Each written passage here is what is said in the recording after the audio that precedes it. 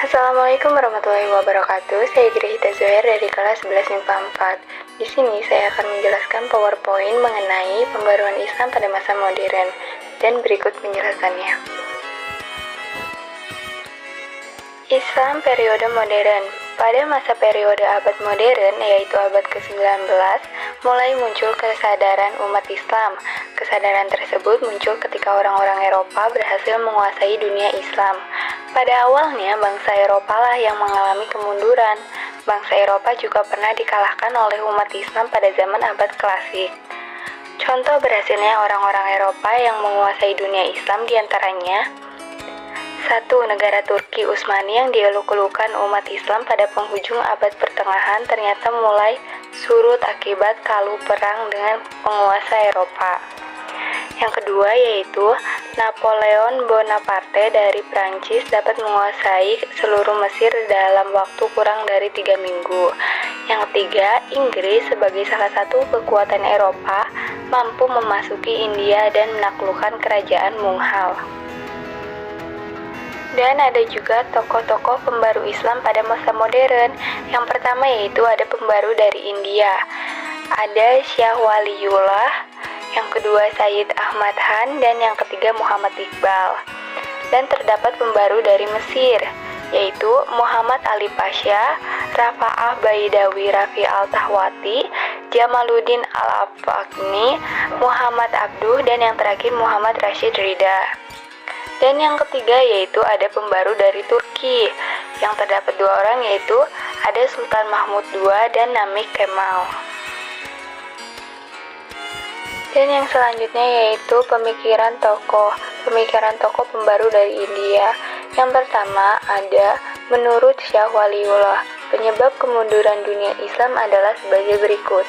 1. Terjadinya perubahan sistem pemerintahan Islam dari sistem kekhalifahan menjadi sistem kerajaan. 2. Sistem demokrasi yang melekat dalam kekhalifahan diganti dengan sistem monarki absolut. Yang ketiga, perpecahan di kalangan umat Islam merupakan akibat dari adanya perbedaan aliran-aliran yang muncul di dalamnya. Tiap-tiap aliran mengaku dirinya yang paling benar. Dan yang terakhir yaitu mencampur adukan ajaran Islam dengan unsur-unsur ajaran lainnya, sehingga ajaran Islam yang murni menjadi kurang jelas. Yang kedua yaitu menurut pemikiran Sayyid Ahmad Han, penyebab kemunduran dunia Islam antara lain sebagai berikut.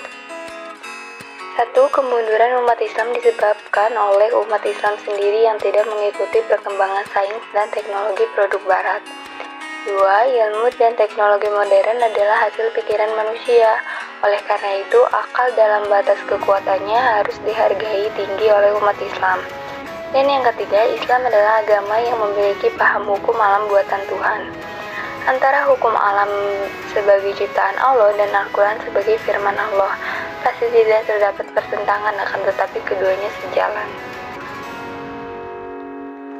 Dan yang terakhir, pemikiran kemunduran dunia Islam menurut pemikiran Muhammad Iqbal. Yang pertama, ijtihad mempunyai kedudukan penting dalam Islam. Oleh karena itu, pintu ijtihad tetap terbuka. Kedua, umat Islam perlu mengembangkan sikap dinamis. Dalam syairnya, ia mendorong umat Islam untuk bergerak dan jangan tinggal diam.